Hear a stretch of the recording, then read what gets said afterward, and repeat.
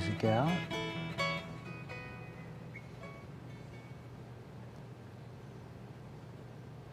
And try to remember how to do this.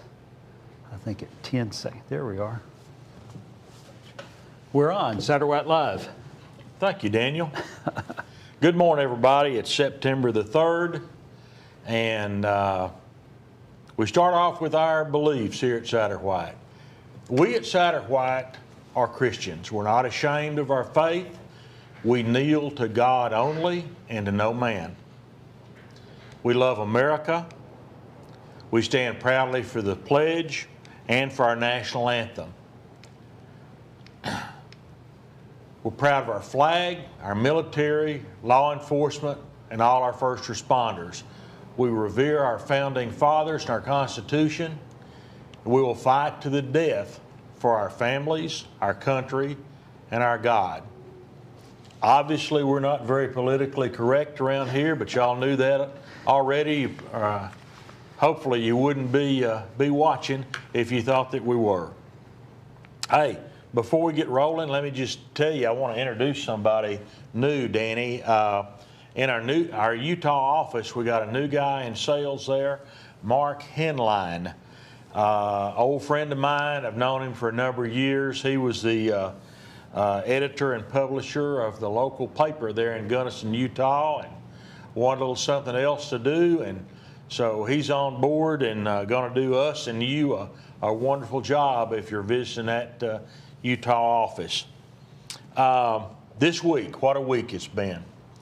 We, a week ago, of course, Laura hit South Louisiana, extreme southeast Texas. The brunt of it was near Lake Charles, Louisiana. And, you know, I can't tell you how proud I am of our folks here at Satterwhite and their willingness to jump in and help folks that need help. Just like with Harvey 3 years ago, our folks went into high gear. We have sent 3 trucks down to the Lake Charles area. First one we were able to leave out Saturday morning here, so about as soon as big vehicles could get into that Lake Charles area, we were rolling and bringing what supplies that we possibly could.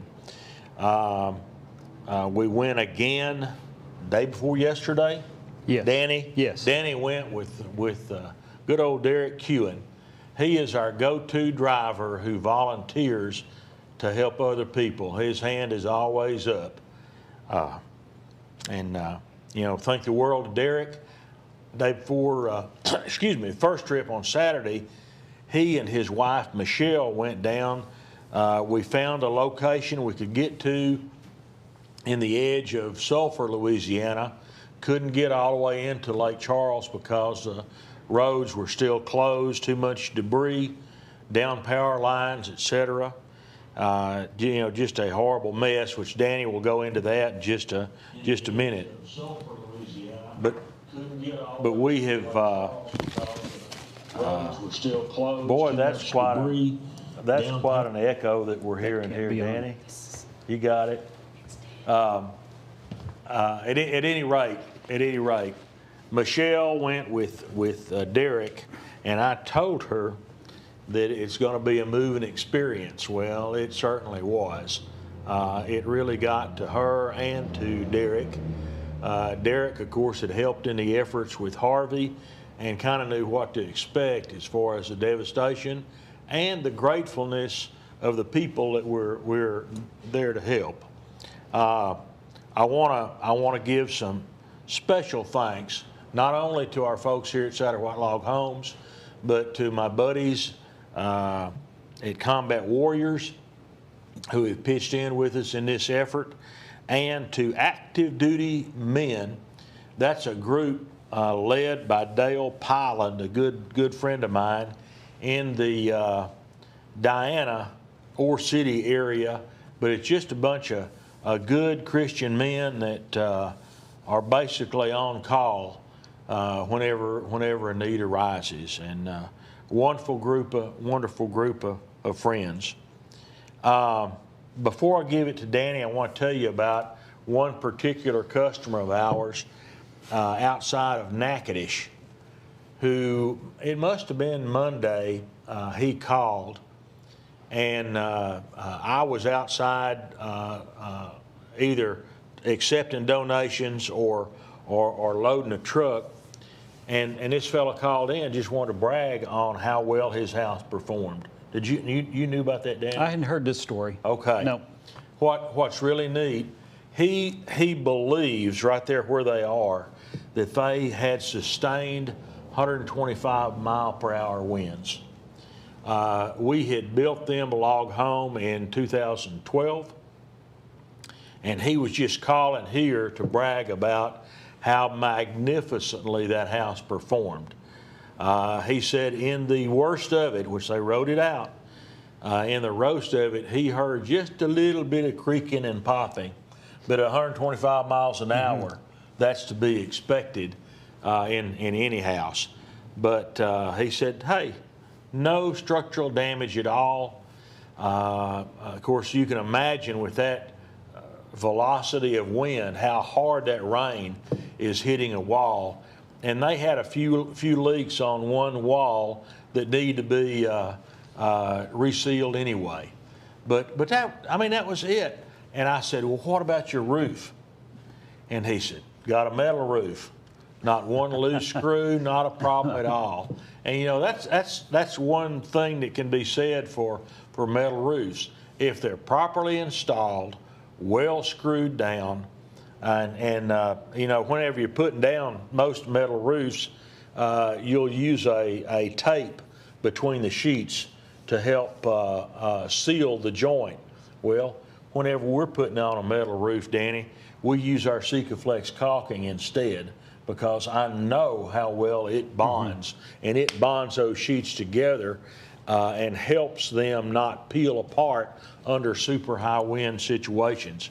If that metal roof is properly flashed and trimmed, you know, it's very important on a metal roof that you have trim that goes over the edge of the metal and then down on your barge rafter on the outside edge of your overhang.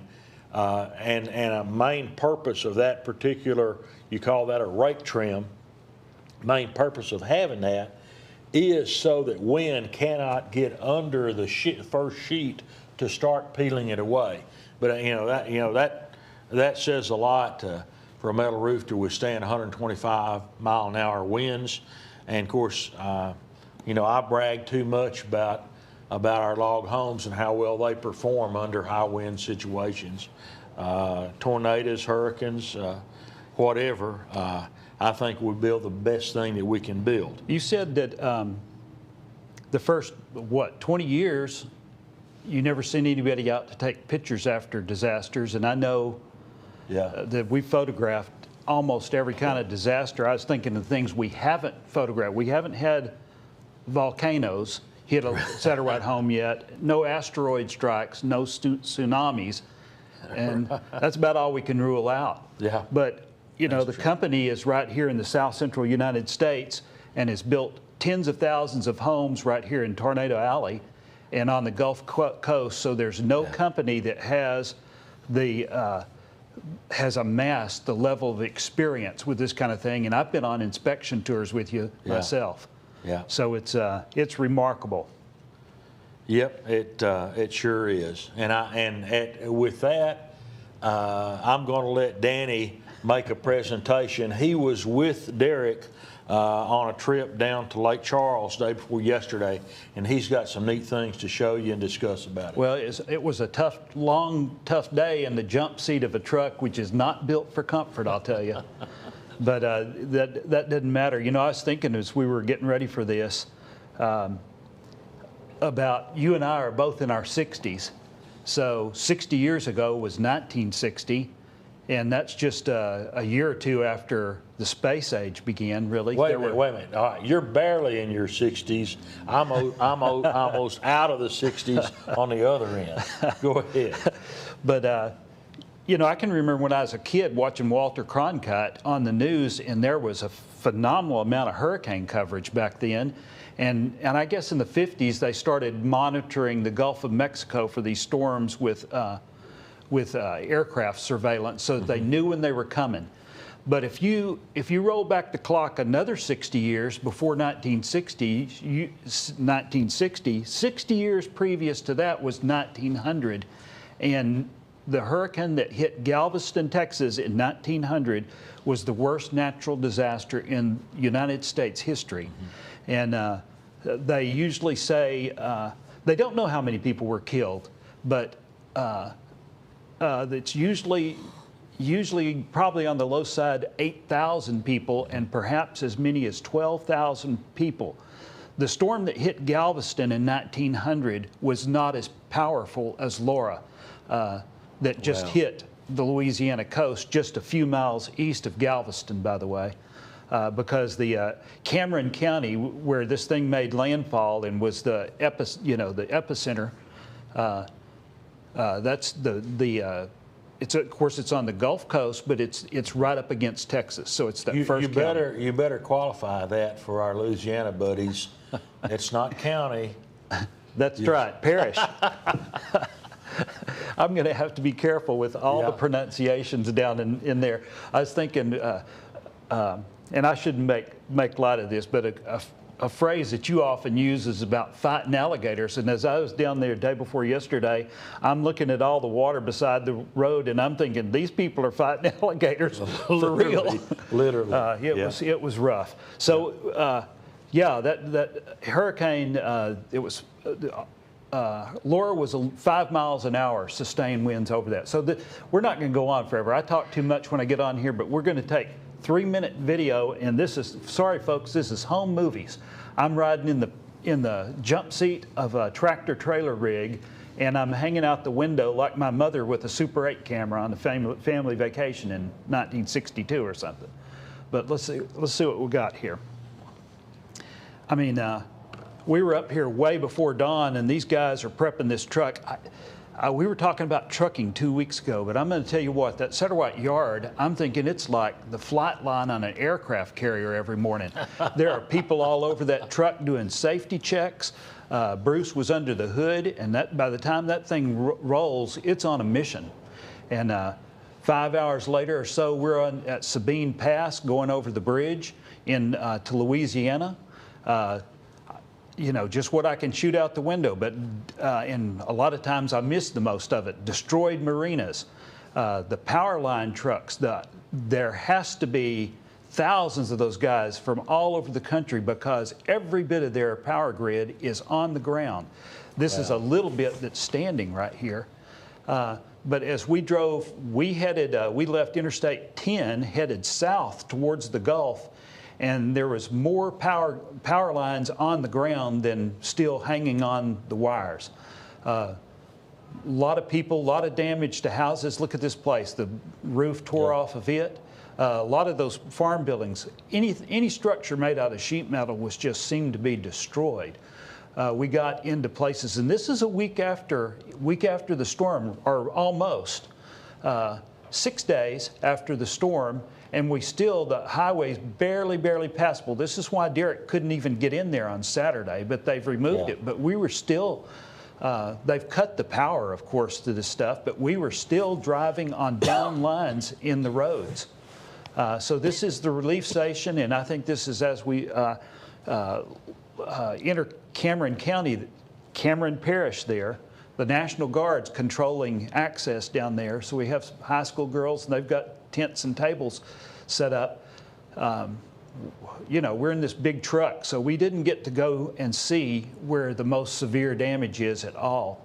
That ice distribution, the line was long. I just didn't have the heart in me to point cameras at the people who were, that one young man right there is about the only fella, but the lines were long, getting gasoline, fuel, and Derek, he can drive that Moffett. That thing's carried a whole lot of logs, but it's carrying relief supplies this week. Lots of ambulances, just all this. Derek very limited way to unload that truck. He had to move it 3 times. He was afraid if he took all the water off one side, it would flip. Yeah. And, so we had a lot of positioning. We sent down a lot of gas cans. All these people that you see here, these were not, they were there taking a break and helping do the relief work. All these people, where are you people from? Where's this stuff from? We are so grateful. And this is Derek, them giving him a big thank you at the end of all that. It was just, Wow. It was incredibly moving. They were incredibly appreciative.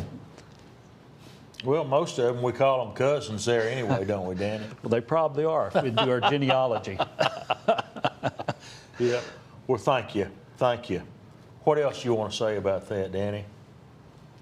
That's it for me today. We're keeping it short. Okay. Okay. But that's really a look at how things are on the ground, and the effort, I guess, is ongoing. Yeah. If you haven't been in a disaster like this, I'd like to ask you to volunteer to do whatever you can. With several of the efforts that we've been involved in, I think we all agree that in the giving, we get more out of it probably than the recipients do. Now they're extremely grateful, and the need is still huge, Danny. It's going to still be weeks before a lot of electricity is restored in South Louisiana. The needs are going to be there for weeks, and of course, the poor folks that had their homes destroyed, it's going to be months before things get back to any sense of normalcy. And so they will continue to need our help. I'd like to ask, we're going to, as long as we have goods and money coming into our office, we're going to continue this effort. I hate to keep hammering on the same people that have given and given so much over this past week. I'd like for it to spread out, but if no matter where you live, if you want to just send us a check, and we take the money and go to Sam's, Walmart, local hardware store, we will spend it on the things that they tell us down there that they are needing. But if you want to, you can just mail us a check. I'd like for the checks to be made out to Combat Warriors.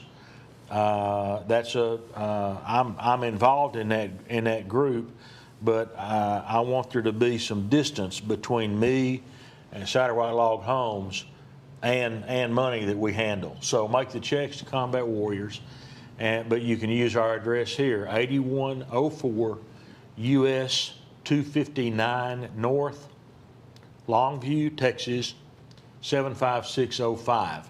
Now, if you live anywhere within driving distance, well come on by here, and by the way, if you're close to our office in Ellijay, Georgia, or Chama, New Mexico, Gunnison, Utah, go by there and drop a check off to them, and they will see that it gets to us, but still make those checks to Combat Warriors. All right. If you're here within driving distance, we have one of our empty warehouse spaces behind the office here set up to receive goods. Love for you to come by anytime the office is open. If you need to come in the middle of the night, all you got to do is get a hold of me, and I'll be glad to meet you here and open the gate and open that warehouse up, and we'll unload you. But you can drop it here at Diana. You can drop it at Diana Hardware. You can drop it at the Judson Fire Department, which is only a couple of miles from here. You can drop it at New Beginnings Church over at Spring Hill, a suburb of Longview.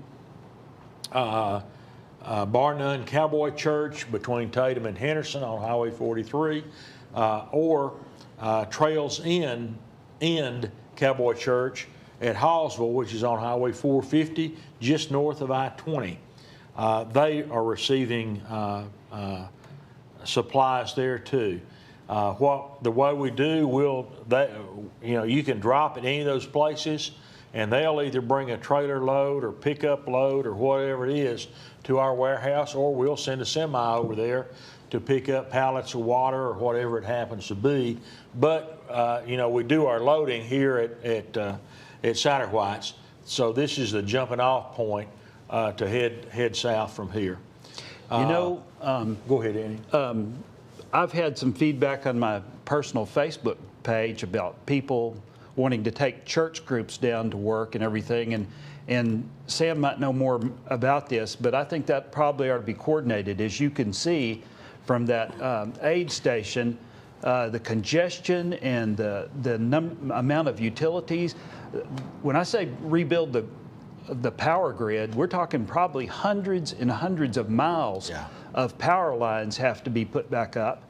And I think that if it were a volunteer effort, that the local authorities might be able to help people plan if a church group or somebody wanted to go down to help out. A good idea. Through your church, coordinate with the church down there in hard hit areas. If you want to just go as a volunteer or take a group of people, you're going to have to be put up yourselves. You're going to have your own personal needs, food, water, et cetera, plus you're there to help people. So you need to coordinate with somebody on the ground down there that's already got the infrastructure set up to handle your help, okay? And if you don't have a church you can work through, you give me a call here at Satterwhite, and I'll give you the number of the relief coordinator there in is either Cameron or Calcasieu Parish. Mm-hmm. Was that Calcasieu that you went into? We were right in the edge, over the line is where they set up the into Cameron, which is the coastal county. But Calcasieu had a mandatory evacuation. That's the city of Lake Charles, the biggest population center in southwest Louisiana. They had a mandatory evacuation. Every human had to leave because that thing was bearing down on them. Yeah. That's what our satellites have done for us. Is the mortality of this storm, where you had 8,000 to 12,000 people killed 120 years ago at Galveston. Yeah. The mortality hasn't been great, but the destruction has been horrible. Yeah. And I would think that, in fact, the mortality, they say the worst thing that's happening down there is more people have died from improper use of generators, trying to keep the air conditioner in the refrigerator, so they're getting carbon monoxide poisoning. Yeah. Death toll, has it hit 20 yet? I didn't check this morning, but it's remarkably low. Yeah, unbelievably low with that, the damage and how wide this monster was and how far it went up into Louisiana before it weakened too much. I don't want to seem, so I went down and rode along with Derek, but I don't want to seem like I have any idea of what's needed or what's done, but other than what I can just see out the truck window. But my guess is if a church group or people wanted to go at this point, it wouldn't be to run the aid stations and everything. They seem to have that covered. But there was obviously a lot of damage on personal property. There's no people's garages and carports and anything made out of sheet metal sheds, anything like that. Those things are blown to the wind, and there's sheet metal all over the place. Yeah. And so I would think that it's to help individuals maybe clean up their place at this point is going to be, if you had a large group of people who could go down to assist, that's what I'd be inquiring about, and you might consider as what kind of clothing and tools and gloves to handle that kind of sharp, ragged metal, and assist people on their private property, because it's just, my mom's little garden shed got hit by a tree 5 years ago, and I hadn't got that cleaned up yet. I can't imagine what these people are faced with. Yeah. That if you are planning on going, as I mentioned, coordinate with somebody down there. They ought to be able to give you some more specifics on what the most need is for what you're going to be doing. But whenever a disaster like this hits, there's the on personal property, there's the initial cleanup that has to be done. If a house had shingles on it or a metal roof that blew off, and if there's any structural damage to the house at all, then probably there's rotten sheetrock, rotten carpet. There's an awful lot of tear out that's going to have to be done before very much repair can be done on the inside of the house. So be thinking about that. There's a gigantic need for gasoline, gas cans, not just for the chainsaws for cutting everything up, which a lot of that has gotten done, particularly off the roadways, but for running these generators. Huge need. You know, it's hard, even here, you know, this far from the storm here at Longview, it's difficult to get very many 5-gallon plastic gas cans, that seems crazy. We've hauled a bunch of them down there, and what's kind of neat, Danny, yesterday, a buddy of mine from Kilgore, Zach McMillan, he came over. He's got an oil field service business, and he had some pallets of water, a bunch of other stuff, but then he had 3 55-gallon drums full of gasoline. I saw those on the truck. Yeah. I went out in the warehouse and looked at the truck you're readying for today last night. So, you know, that's a wonderful thing to do. But the food, the water, if you got building materials, basic building materials that you could donate, those will be grabbed up in a heartbeat down there because there's such a horrific need. Now, maybe we've kind of beat this horse to death and kept on beating him, but the need is great. It's a wonderful experience to help people in a disaster like this. Wonderful for you to experience and do it, and that's what we're supposed to do. We're supposed to help our neighbors. What does it say about more blessed to give than to receive? We need to live it. Thank y'all for joining in today.